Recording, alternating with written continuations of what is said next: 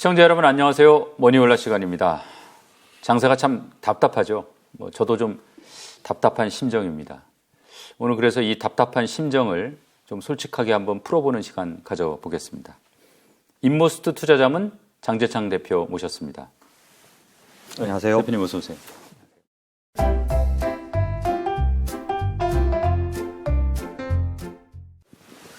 요새 참 정신이 없어요.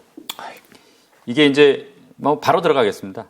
경제 지표 중에 보통 이제 대표님 보니까 컨퍼런스 보드 경제 고통 지수, 미국 합성 경기 지수 이런 거 좀 중요시하게 보시는 것 같은데 지금 이 지표들 어디를 가리키고 있는지 궁금해요. 요즘 이제 침체냐 아니냐 논란이 많으니까 침체입니까? 아니면 아직 괜찮다는 겁니까? 말씀하신 지표들은 정확하게 침체를 말하고 있죠. 오늘 아침에 나온 ISM 제조업 지수도 50.9인가를 찍었는데 이거 위축을 말하거든요. 그래서 점점점 달이 갈수록 말씀하신 이 지표들은 정확하게 침체를 말하는데 좀 구체적으로 말씀드리면요. 컨퍼런스 보드 경기 선행지수라는 거는 사실 침체를 말해주는 지표 한 5가지 정도 있는데요. 그중에서 이제 선행지수가 굉장히 중요한데 이 선행지수는 2가지 정도 나오는데 미시건이 있고 컨퍼런스가 있는데 컨퍼런스 보드는 6개월째 하락 중이고 이미 마이너스로 들어갔습니다. 아, 그렇군요. 그런가 하면 사실상 경기를 실제로 나타내 주는 것 중에 경제 고통 지수라고 보통 미저리 지수라고 하는데 물가하고 실업을 같이 나타냅니다. 얘도 금융위기 때 수준으로 나타나고 있기 때문에 정확하게 침체를 말하고 있고요. 그리고 S&P 글로벌이라는 데서 나오는 경기 지수라는 게 있습니다. 전 세계가 다 나오고 여기서 나온 미국이 합성 경기 지수가 마이너스로 들어갔습니다. 이런 것들은 침체를 구체적으로 말하고 있죠. 지금 그러면 이제 고용 지표하고 기업 실적 지표는 어떻게 나오고 있습니까?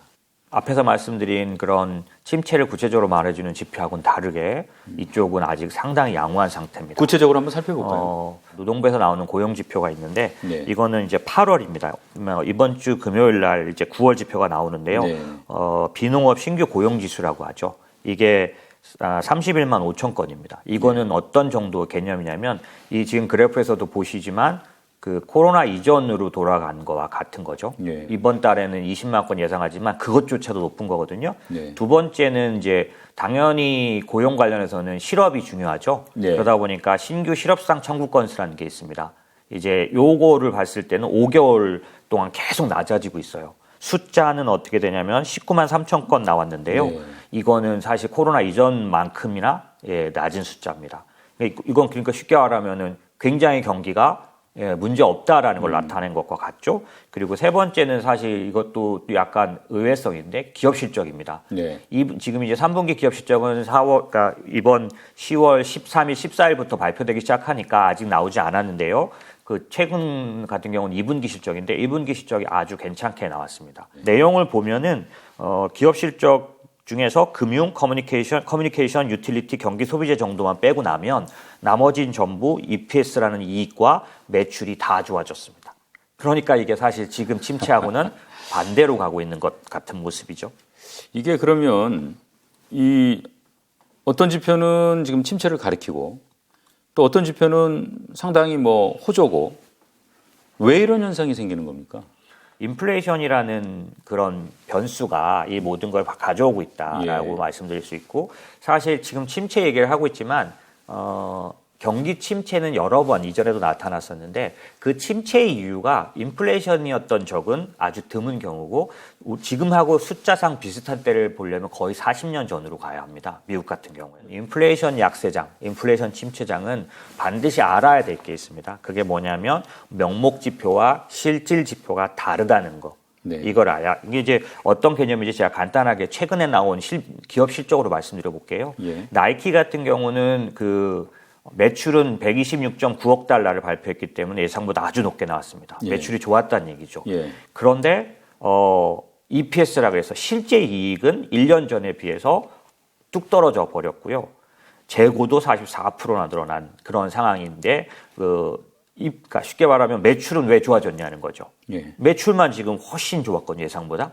EPS라고 말하는 이익은 나빠졌는데 이런 현상이 많이 나타나고요. 또 하나 이제 미국에서 제일 큰 중고차 업체 중에 카맥스라고 있습니다. 예. 이쪽에서 최근에 아주 한 주 전쯤에 발표했는데 여기 같은 경우는 매출은 예상했던 것보다 얼마 안 떨어져서 81.4억 달러 정도 발표해서 아주 좋게 그러니까 서프라이즈는 아니었지만 상당히 근접하게 나왔는데 문제는 EPS, 이익이었습니다. 매출이 이렇게 괜찮은 상황에서 EPS는 1.39달러 예상했는데 0.79달러 나왔으니까 반토막 난 거죠. 근데 이 내용을 보면 약간 희한한 부분이 있는데 뭐냐면 판매는 10%가 줄었어요. 37만 대를 팔았거든요. 네. 그런데 매출이 별로 안 줄었지 않습니까? 예. 왜 그런가 봤더니 평균 판매가가 9.6%나 올라가서 그런 거죠. 이게 인플레이션의 의미입니다.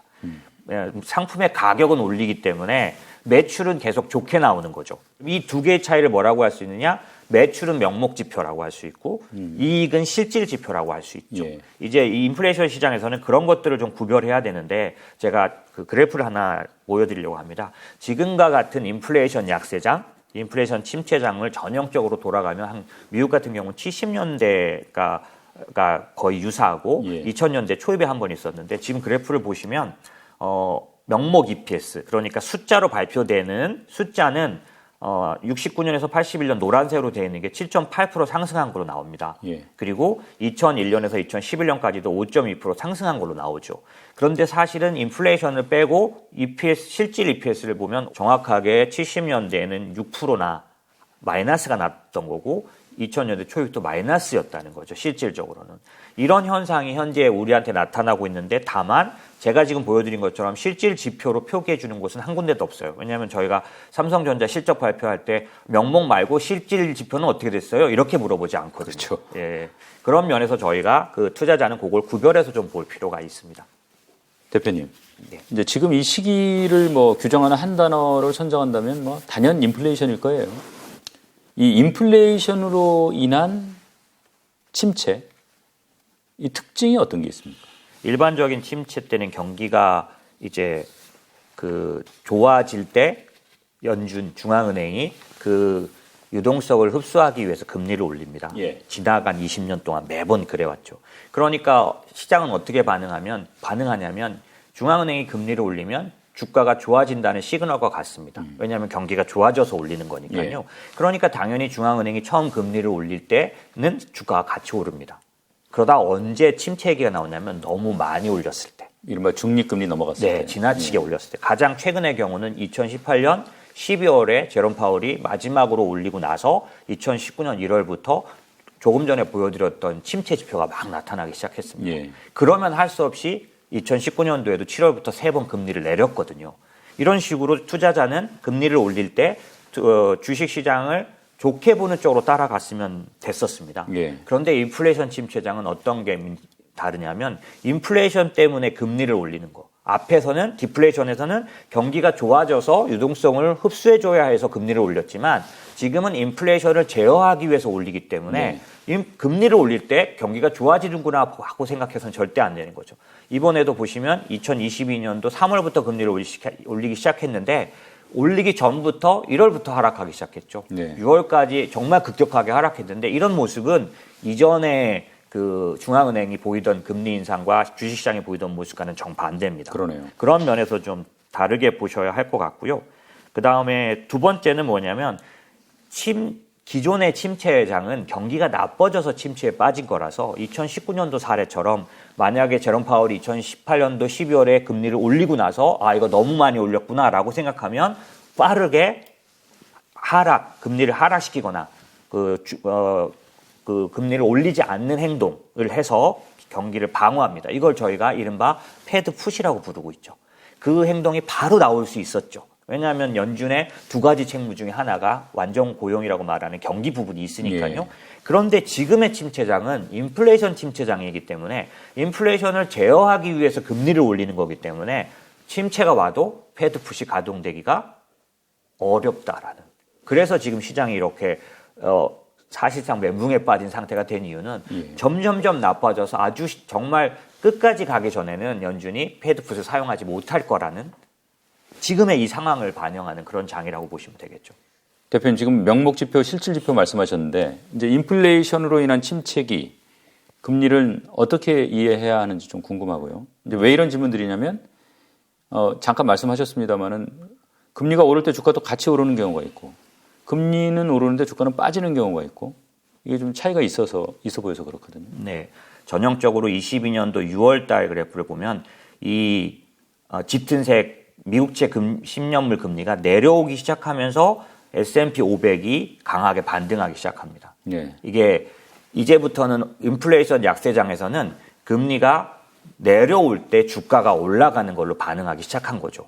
아주 전형적입니다. 요즘 며칠 동안에도 최근 이틀 동안 미국 시장이 올랐거든요. 한국 시장도 따라 올랐는데 그 이유가 뭐냐면 장기채 10년물 금리가 아주 강하게 내려왔어요. 네. 결국 인플레이션 약세장은 금리가 내릴 때 주가가 오른다라는 거고 금리가 고점을 이제 완전히 더 꼭대기를 찍었다라고 확신하게 되면 시장이 아주 긍정적으로 움직일 가능성이 높죠. 그러니까 지금 이 그래프 보면은 2021년까지는 금리하고 주가가 나름대로 같이 갔고, 네, 그렇죠. 2022년 이제 금리를 본격적으로 올리기 시작한 이후에는 이게 인플레이션 시기의 특징 때문에 완전히 반대로 가는. 그렇죠. 금리가 내려갈 이해해야 되는 거죠. 예, 주가가 올라갔죠.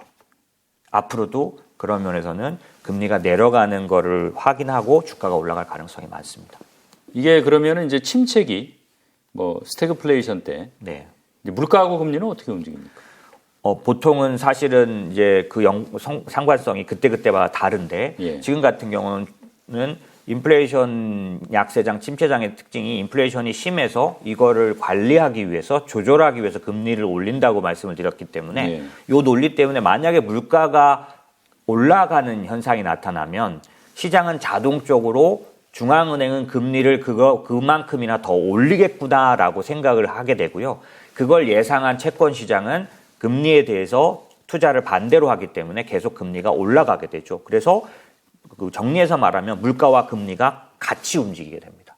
지금 이 물가가 파란색 선이고, 네, 지금 보시는 화면에서 보시면 금리가 파란색 선이고 물가가 지금 노란색 선입니다. 그러니까 거의 일치하는 거의 거구나. 같이 움직이게 되는 거죠. 이게 지금은 아닌데 70년대 인플레이션 약세장의 전형적인 모습이었죠. 10년간 그런 모습이 나타났으니까요. 이게 물가는 이제 대표적인 후행 지표인데 네. 어떻습니까? 대표님 판단하시기에는 뭐 이른바 그 피크아웃, 네.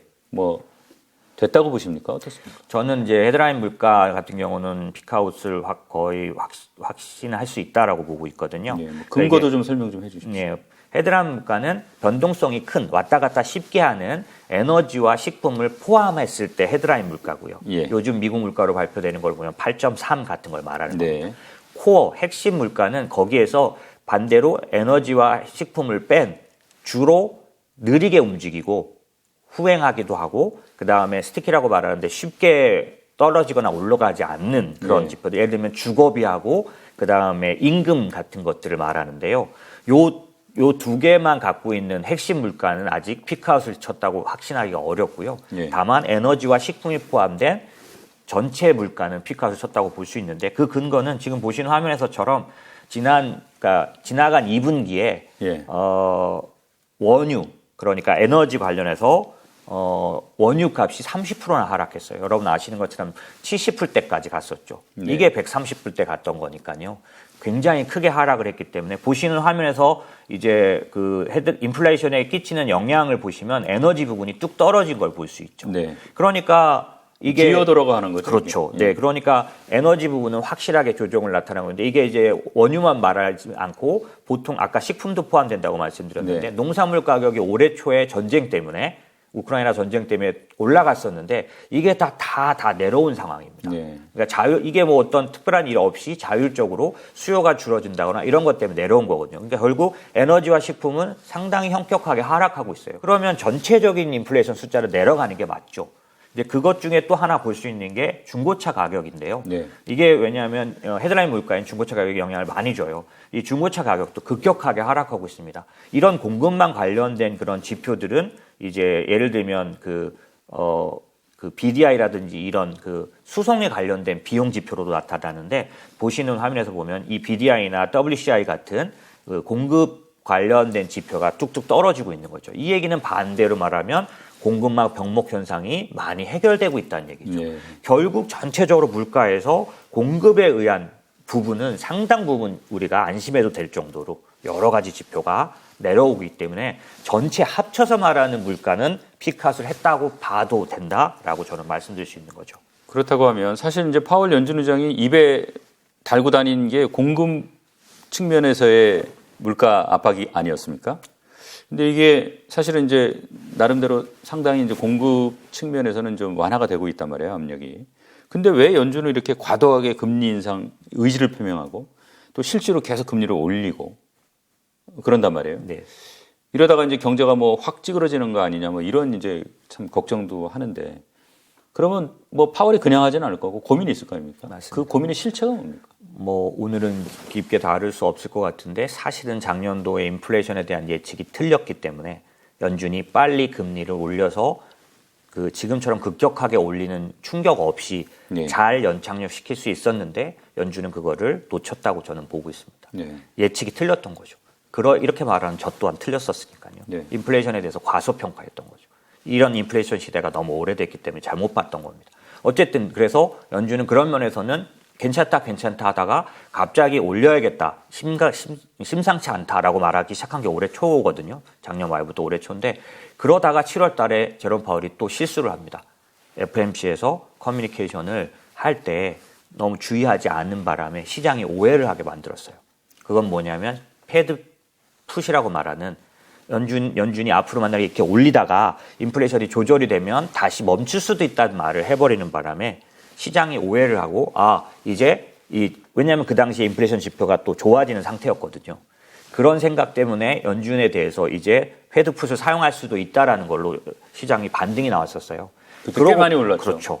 제롬 파월 입장에서는 이렇게 되면 뭐가 문제가 되냐면 70년대 볼코 얘기를 했던 이유가 그건데 70년대, 80년대 초에 그 볼코 때 어떤 문제가 있었냐면 인플레이션이 낮아져서 금리를 내렸는데 다시 인플레이션이 폭등하면서 금리를 20%까지 올릴 수밖에 없었던 일이 발생했거든요. 예. 제롬 파월이 두려워하는 게 바로 그겁니다.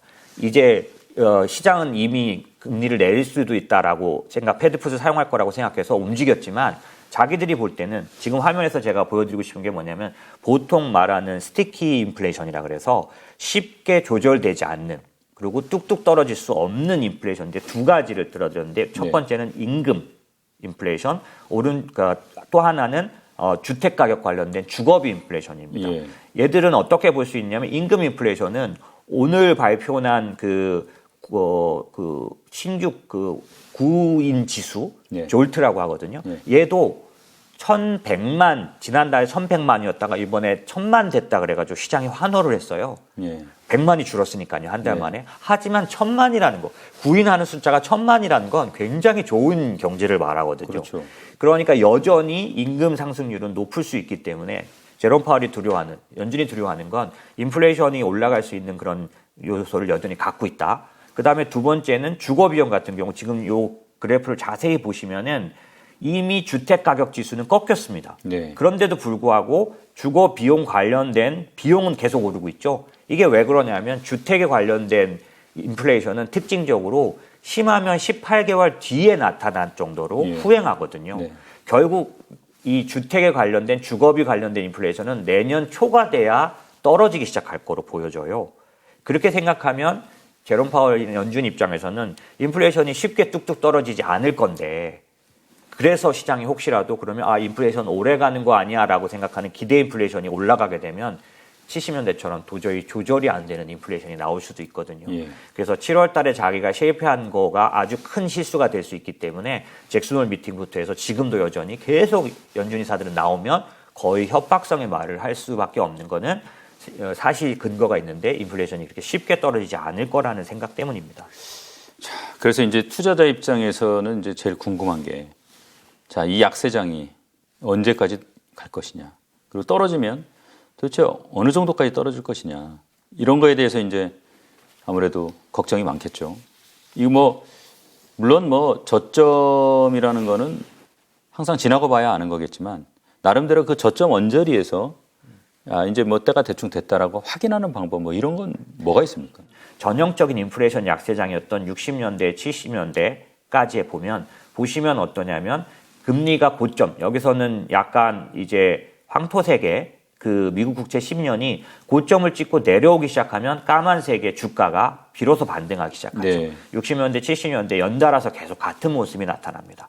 결국에는 이번에도 똑같을 거라는 거죠.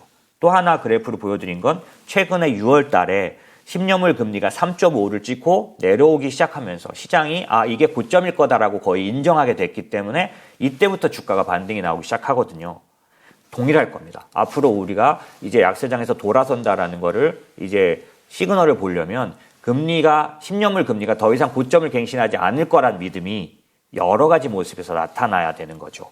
최근에 2, 3일간 주식시장이 좋았던 이유는 영국 사태 같은 걸 통해서 10년물 금리가 뚝 떨어져서 오늘 장중에는 어젯밤 미국장이 장중에는 3.5까지 떨어졌었습니다. 이게 어디까지 갔었냐면 장중에 4.0까지 갔던 거거든요.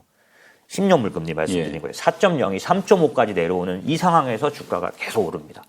이 현상이 일시적이지 않고 추세적으로 되는 것만 바뀔 건데 그러려면 요번에 금리가 4.0을 갔지만 다시 3.5를 맴도는 이런 모습이 앞으로 한 달간 정도 계속 나타나야 그러면 이제 금리는 정점을 찍었구나라는 확신 때문에 주가가 움직일 걸로 보여집니다. 지금 이제 코로나 팬데믹 이후에 사실 미국이 엄청난 돈 뿌렸지 않습니까? 그래서 인플레가 왔잖아요. 근데 물론 미국 사람들도 괴롭겠지만 정말 괴로운 건 이제 미국이 아니라 사실 우리 같은 우리보다 좀 더 힘든 나라들도 있고요. 신흥국 사람들일 것 같은데 이런 현상이 사실은 또 처음도 아닌 것 같아요. 반복이 되는 것 같아요. 이걸 어떻게 이해하고 받아들여야 되는 겁니까? 대부분 민생고가 생기기 때문에 그냥 정신없이 넘어가고 말씀하신 대로 매번 반복되어 왔는데도 그 이유나 그 대응에 대해서 별로 생각을 못했던 것 같아요. 그냥 오늘 기회가 됐으니까 이 현상이 반복되어 있는데 그 어떤 그 진행 논리들을 말씀을 드릴게요. 첫 번째는 이 물가라는 게 가지는 의미가 이론적으로 이 구매력 하락이라고 하지만 사실인 거죠. 그게 무슨 얘기냐면 제가 지금 화면에 보여드린 것처럼 이게 뭐냐면 구매력이라는 게 이렇게 계속 떨어지고 있었다. 달러를 얘기하는 거죠. 이게 무슨 얘기냐면 여기 왜 2008년이 나와 있냐면 전형적으로 2008년 이후에 연준이 돈을 많이 풀었습니다. 돈을 많이 찍은 거죠. 달러량이 많아졌다고 볼 수 있죠. 달러량이 많아지니까 돈을 많이 푸니까 달러 가치는 떨어지는 게 당연하지 않습니까? 이 인플레이션은 이 구매력 하락을 가져오기 때문에 실질적으로 우리한테 나타난다는 거고 여기서 하나 더 제가 꼭 말씀드리고 싶은 게 있습니다. 미국이 지금 인플레이션이 8.9.1에서 8.5, 8.3 되고 유럽은 독일 같으면 10을 넘었어요. 남의 일 같이 생각하면 안 된다는 거죠. 왜냐하면 우리는 6을 넘었다가 이제 좀 조절되고 있는 편이거든요. 그래서 우리 물가는 괜찮다고 생각하시면 안 되는 겁니다. 왜냐하면 미국의 물가는 환율로 우리에게 전이 되고 있다. 그러니까 미국은 환율이란 걸 통해서 인플레이션을 수출하고 있는 겁니다. 여기서 어떤 생각을 하게 되냐면 미국은 자기들이 잘 되기 위해서 뭔가 이유가 있어서 코로나 때 이후에 과다하게 신흥국의 80배를 풀었어요. 돈을. 그렇게 많이 풀어놨는데 그들이 그렇게 자기를 위해서 한 게 우리들한테는 고통으로 전가되고 인플레이션 수출하는 거죠. 아무리 돌아봐도 지금 글로벌이 고생하는 인플레이션의 원인은 저로서는 미국의 그 재정정책, 통화정책 때문이라고 저는 생각됩니다. 제가 아무리 봐도 과다하게 찍었어요. 그런데 그게 환율을 통해서 수출된다는 사실을 우리가 알아야 되고요. 결국 우리는 6%, 5%밖에 인플레이션이 안 되지만 지금 급등한 환율을 곱하면 우리도 8%, 9%짜리가 되는 거죠. 그게 이제 매번 반복됩니다. 그래서 그걸 이해하시는 게 필요하고요. 이게 광범위하게 나타나는 걸 봐도 알 수 있다는 거. 어느 나라도 강달러이지 모두 다 약해지고 있거든요. 결국 이게 수출한 걸 알 수 있고요. 세 번째는 그러면 이 인플레이션이 달러 발행량과 관계가 있다는 사실을 아셔야 돼요. 제가 아까 좀 전에 과격하게 말한 게 아니라 제가 그래프 하나 보여드렸는데요. 보시면은 이건 어떤 거냐면 돈을 풀면은 주가가 그만큼 올라갔던 걸 말해주는 건데 빨간 선이 S&P 500 인덱스예요. 파란 선은 뭐냐면 조금 전에 말씀드린 미국의 중앙은행이 돈을 푼 양입니다. 돈을 푼 양이 많아지면 많아질수록 주가가 계속 올라가는 모습을 전형적으로 확인할 수 있죠. 그럼 요거를 다음 보여드리는 그래프를 보시면 돈의 양이 달러 양이 많아지면서 주가는 계속 올라가는 게 법칙과 같지만 보이지는 않지만 내 구매력도 같이 떨어진다는 사실을 우리가 확실히 좀 알고 있어야 되는 거고요. 명확하게 네. 역외관계군요. 그렇죠. 예. 아예 딱 데칼코마니처럼 만들어져 있는 상황인 거죠. 다만 구매력 하락은 보이지 않아서 우리가 그냥 얼결에 지나가지만 간단히 말하면 제 재산이 작년하고 다르게 올해 또 2년 전과 다르게 앉아서 감소하고 있다는 사실이죠. 예. 그 부분을 느끼면 우리가 알아야 할 건 뭐냐면 그러면 매번 이렇게 당하고만 있어야 되느냐라는 겁니다. 결국에는 이걸 위해서 말씀드린 건데 그럼 이런 자산 감소를 방어하는 방법이 뭐겠냐라고 하면 저로서는 돈을 풀면 반드시 나타나는 현상에 나도 편승해야 된다는 거죠. 그럼 결국 나도 연준이 많이 발행하면 나도 올라가는 주가에 올라타 있을 수 있어야 된다는 거죠. 여기서 그 흐름에서 놓치면 피해만 보는 거죠. 그렇죠. 사실 구매력이 많이 떨어졌기 때문에 내가 갖고 있는 내 재산의 가치는 떨어졌는데 나는 그만큼 남들처럼 상승 못 시켜놨기 때문에 상대적으로는 더 후퇴한 것과 같아집니다. 그래서 말씀하셨던 신흥국 그다음에 소득이 작은 사람들이 더 고생스러운 거죠. 이 금융시장의 사이클은 마치 이대로 계속 갈 것 같은 느낌이지만은 한 달 만에 반전이 일어나는 경우가 많아서 지금 제가 생각할 때는 기회가 되면 말씀드리겠지만 지금 이 하락장에 이 약세장에 거의 끝에 와 있다는 느낌이 아주 큰 편이거든요. 그러다 보니 우리가 사이클 말씀하신 이유는 내려갈 때가 있으면 올라갈 때가 있지 않느냐 이렇게 말씀하신 것 같아요.